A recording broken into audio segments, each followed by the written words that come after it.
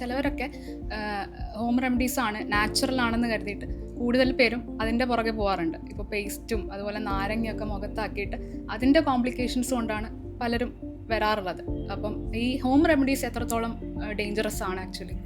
അതെ, പലരുടെയും വിചാരം ഈ നാച്ചുറൽ എന്ന് പറഞ്ഞാൽ അതിൽ ഒരു കോംപ്ലിക്കേഷനും ഇല്ല എന്നുള്ളതാണ്. അത് പുറത്ത് പുരട്ടുന്ന ക്രീമിൻ്റെ കാര്യത്തിലായാലും നമ്മൾ ഉള്ളിലേക്ക് കഴിക്കുന്ന ഗുളികകൾ പോലെ പല സാധനങ്ങൾ കഴിക്കുന്നതിലും അവരെപ്പോഴും നാച്ചുറൽ എന്ന് പറഞ്ഞാൽ സേഫ് എന്നുള്ള ഒരു ധാരണയാണ്.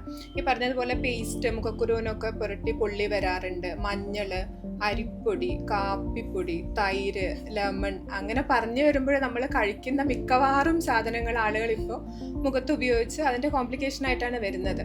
ഇതിലെ പ്രശ്നം എന്താണെന്നറിയോ? മഞ്ഞളിൽ തന്നെയുള്ള കുർക്കുമിൻ എന്ന് പറയുന്ന മോളിക്യൂള് നമ്മൾ ട്രീറ്റ്മെൻറ്റിന് ഉപയോഗിക്കുന്നുണ്ട്, സിസ്റ്റമിക് ആയിട്ട് ഉപയോഗിക്കുന്നുണ്ട്, ക്രീമുകളിലും ഉപയോഗിക്കുന്നുണ്ട്. പക്ഷെ നമ്മളതൊരു ക്രീമോ ഗുളികയോ ആക്കുമ്പോൾ അതിൻ്റെ കൃത്യമായ ഒരു പെർസെൻറ്റേജ്, ഒരു എത്ര അതിൻ്റെ അളവെന്ന് നമുക്കറിയാം. പക്ഷെ മുഴുവനായിട്ടൊരു മഞ്ഞളെടുത്ത് പുരട്ടുമ്പോഴത്തേക്കും അതിന് അളവില്ല, എത്രയാണെന്ന് നമുക്കറിയില്ല.